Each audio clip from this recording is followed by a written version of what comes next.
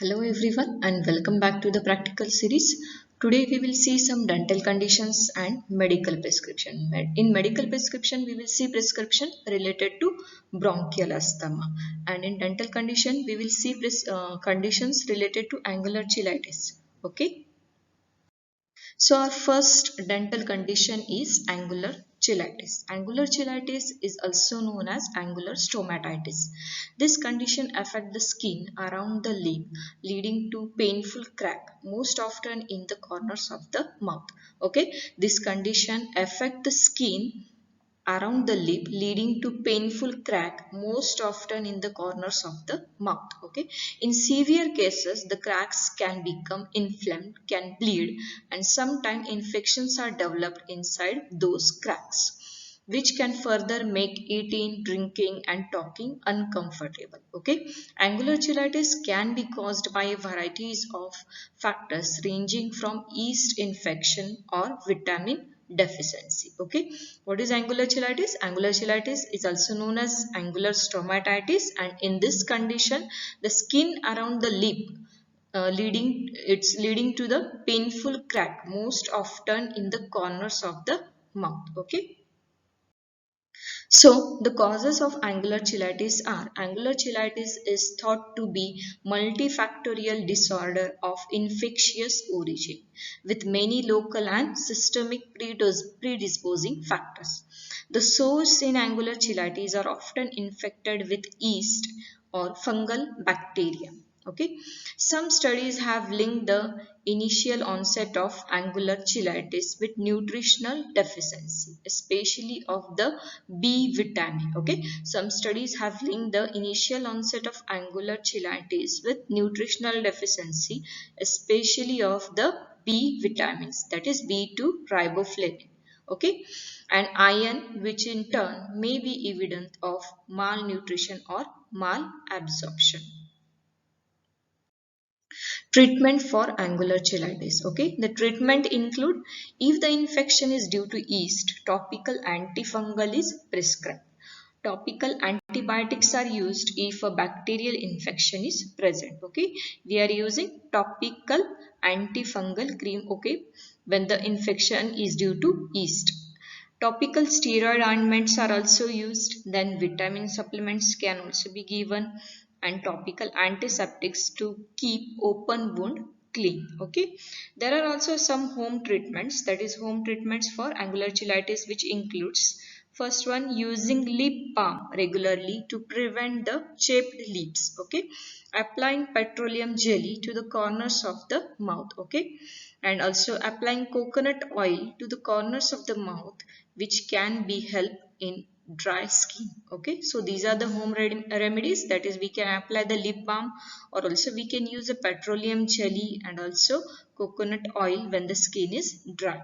Okay, so the treatment for angular cheilitis is given below. Here, before writing a prescription, you have to mention the doctor's name, then BDS, its registration number, date, and also patient details. Then we have to give RX symbol and start writing a prescription. Okay, so here nystatin ointment is given. Okay, nystatin ointment locally 3 times a day for 5 days. Then capsule vitamin B complex 1 capsule twice a day for 7 days, and chlorotetracycline ointment 3% apply locally 3 times a day for 5 days. Okay, then below that we have to do a sign and write down a registration number.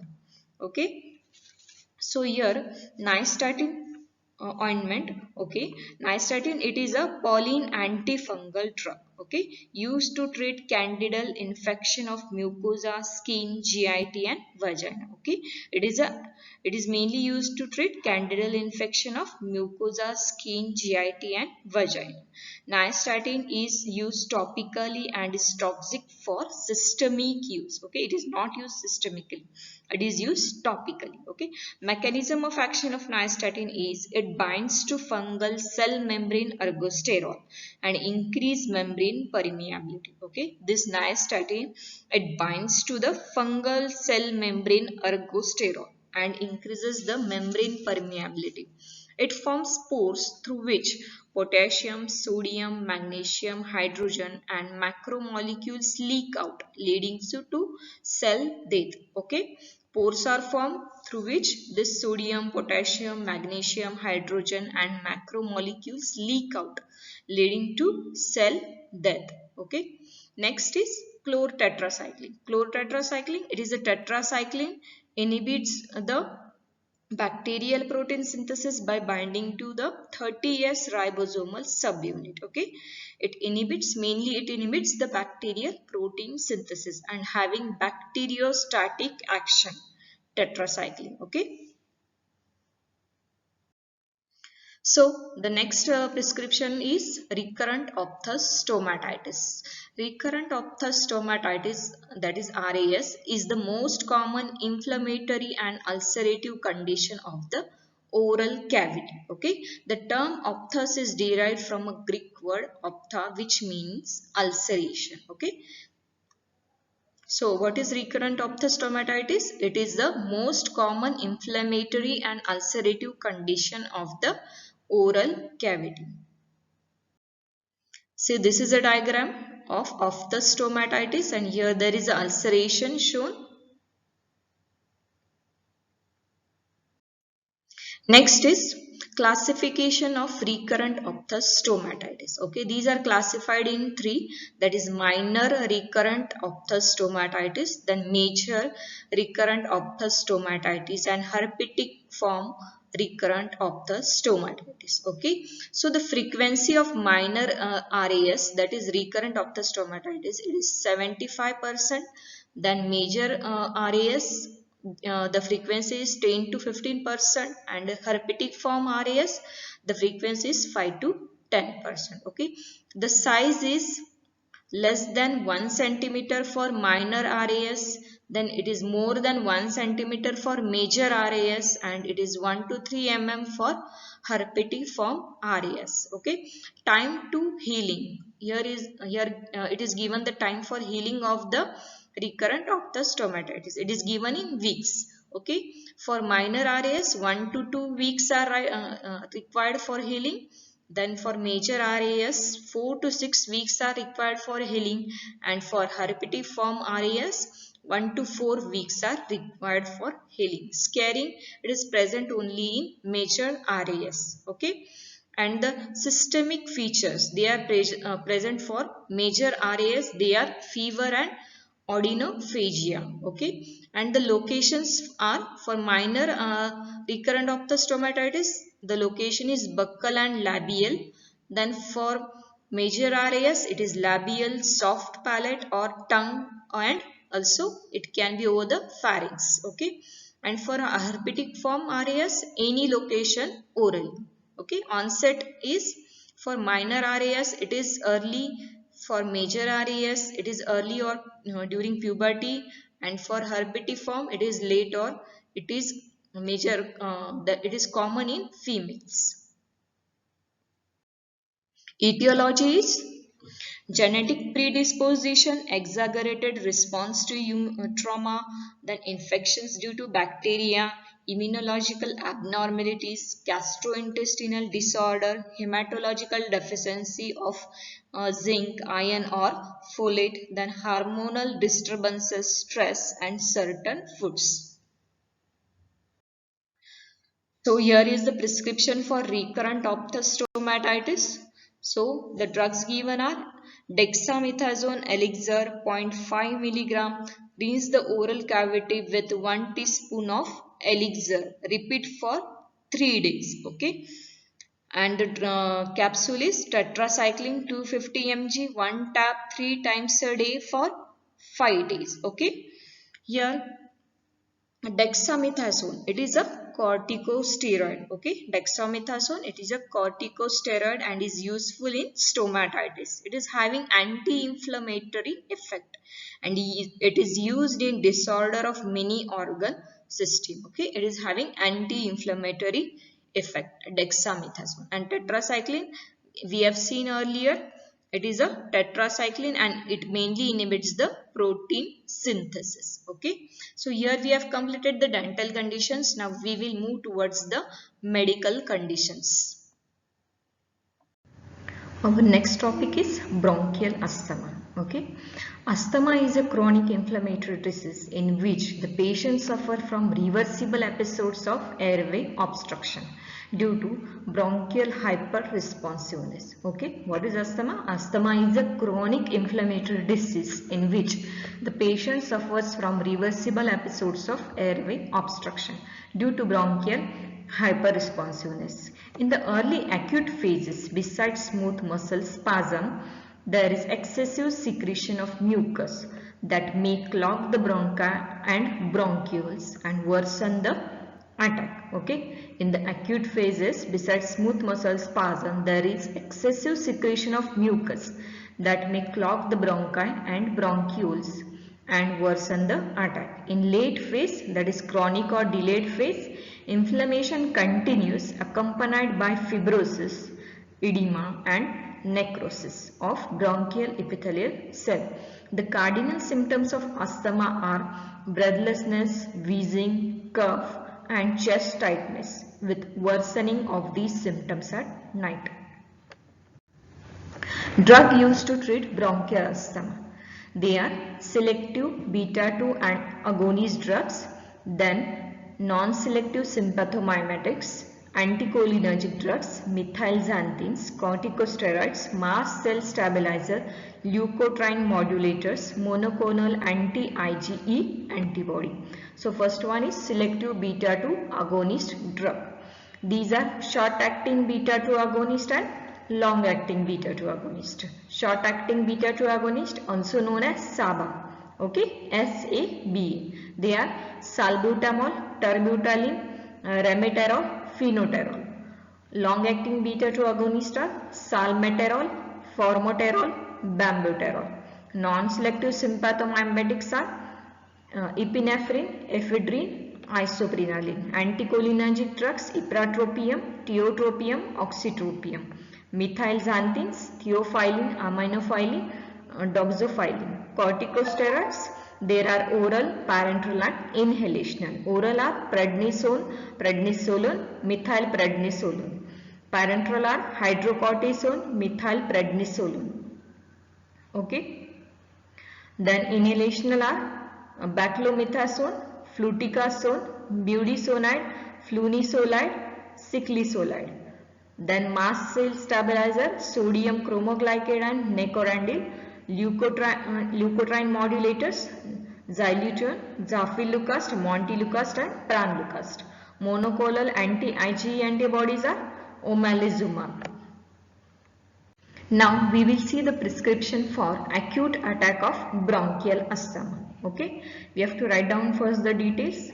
Here the drug given is salbutamol 100 microgram per puff by pressurized meter dose inhaler, can be repeated up to 10 to 12 puffs in 1 hour till attack subside. Okay, salbutamol 100 microgram per puff by pressurized meter dose inhaler can be repeated up to 10 to 12 puffs in 1 hour till attack subside. Okay. Here the inhaled salbutamol is a drug of choice for managing acute attack of bronchial asthma because they are less likely to activate other adrenoreceptor. Okay. Salbutamol, it relaxes the smooth muscles of airway, it enhances the mucociliary clearance from respiratory tract and also inhibit mediator release. Okay. Salbutamol, what are its action? It relaxes the smooth muscles of airway, it enhances the mucociliary clearance from respiratory tract and also inhibit mediator release. It may also be given subcutaneous or intramuscular in a dose of 0.5 milligram, okay, or IV slowly in a dose of 0.25 milligram at the rate of 5 to 10 microgram per minute. Okay. Now here when a patient is prescribed an inhaler, okay, when a patient is prescribed an inhaler, he or she must be taught to synchronize the actuation of the inhaler with inspiration so as to maximize the delivery of drug to the lungs. Okay. Here the short acting beta beta agonists are less useful when taken regularly, and hence they should be used only as and when they are needed. Okay, they are safe in pregnancy. Terbutaline, it is a bronchodilator, safe in pregnancy. In acute attack, adrenaline hydrocortisone, when administered subcutaneously in a dose of 0.2 to 0.5 ml, 1:1 solution, is effective within few minutes. Okay. Acute attack, adrenaline hydrocortisone. It must be injected slowly and no further injection is given if the attack subsides. But now adrenaline is no more recommended because of the inconvenience of administration and its serious toxicity. Okay, adrenaline now is no more recommended because of the inconvenience of administration and its serious toxicity. Okay, in acute attack of asthma, if treatment with inhaled selective short acting beta agonist, that is SABA, fails in about half to 1 hour, then aminophylline is administered. Okay, in acute attack of asthma, if treatment with inhaled selective SABA fails in about half to 1 hour, aminophylline is administered by IV infusion in 5% glucose in a dose of 5 mg per kg over 15 to 30 minutes, followed by 0.5 to 1 mg per kg per hour for several hours. If an acute attack of asthma is not treated within 2 hours by giving SABA aminophylline, the patient should be treated as a case of severe acute asthma, that is status asthmaticus. Okay, if an acute asthma attack is not terminated within 2 hours by giving short acting beta agonist or aminophylline, the patient should be treated as a case of severe acute asthma, that is status asthmaticus. Technique of using a pressurized inhaler. First, shake the container thoroughly. Hold the mouthpiece of the inhaler 4 cm away from the open mouth or use a spacer. Breathe out slowly and completely. Discharge the inhaler while taking a slow deep breath 5 to 6 seconds. Hold the breath in full inspiration for 10 seconds. Use of spacer reduces the velocity of aerosol and allows more drug to reach the airway. Use of spacer reduces the velocity of the aerosol and allows more drug to reach the airway. Moving towards our next prescription, that is status asthmaticus. Okay, it is also known as severe acute asthma. Status asthmaticus, it is a serious medical emergency, required urgent hospitalization and vigorous therapy. It is often precipitated by an acute respiratory infection, abrupt cessation of glucocorticoid therapy, drugs, that is aspirin or NSAIDs called inhaled allergens, acute emotional stress. A patient in status is markedly dysphonic, exhausted, sinusized and dehydrated. Now the drug treatment for status asthmaticus, also known as severe acute asthma. So the drugs given are: first, high flow humidified inhalational oxygen through face mask. Injection hydrocortisone hemisuccinate 100 mg IV start followed by 100 mg 8-hourly infusion.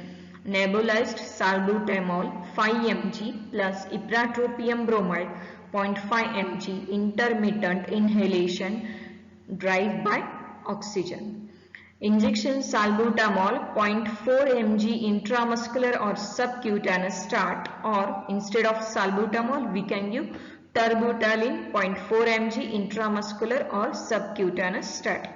Injection aminophylline 250 mg diluted in 25 ml of glucose solution injected in 25 minutes. This is followed by a 100 mg IV infusion every 8 hourly. Okay. Correct dehydration and acidosis with saline and sodium bicarbonate infusion. Okay. So here the drugs given are hydrocortisone hemisuccinate, then salbutamol, ipratropium bromide, okay, aminophylline, okay. Hydrocortisone hemisuccinate, it is a corticosteroid, okay. It enhances beta 2 receptor response by upregulating the beta 2 receptor in lung cells and leukocytes, okay. It enhances beta 2 receptor response by upregulating the beta 2 receptors in lung cells and leukocyte. It inhibits the release of prostaglandins and leukotrienes and thus prevents smooth muscle contraction and airway mucus secretion. Corticosteroids also inhibit the formation and release of cytokines and chemical mediators from mast cells and eosinophil. Our next drug is ipratropium bromide. It's an anticholinergic drug. As the airway have parasympathetic innervation, atropine-like drugs, that is ipratropium bromide, can induce bronchodilation and have been used as a remedy in bronchial asthma. A combination of ipratropium plus salbutamol by inhalation produce additive effect because ipratropium acts on large and medium sized bronchi, whereas salbutamol, that is beta 2 agonist, acts predominantly on smaller bronchi. Okay, a combination of ipratropium plus salbutamol by inhalation produce additive effect. Okay, because ipratropium acts on a large and medium size bronchi, whereas salbutamol, that is beta 2 agonist, acts predominantly on smaller bronchi. Okay, aminophylline. Next drug, aminophylline, it's a stable mixture of theophylline and ethylene diamine. Aminophylline inhibit phosphodiesterase 3 in airway smooth muscles and phosphodiesterase 4 also. Okay. Which is phosphodiesterase 4, which is present in eosinophil and mast cell. Okay, aminophylline inhibits phosphodiesterase 3 in airway smooth muscles and phosphodiesterase 4 present in eosinophil and mast cell. These are the two specific isoenzyme. Okay, phosphodiesterase 3 and phosphodiesterase 4. These are the two specific isoenzyme responsible for metabolism of cyclic AMP.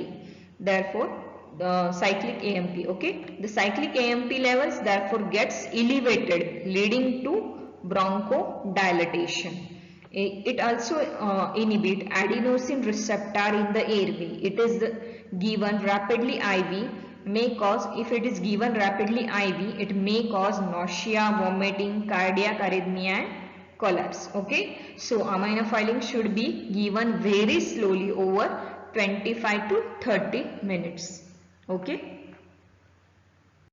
Thank you all of you, and also copy down the dental conditions and medical prescription in your journals, and also take care.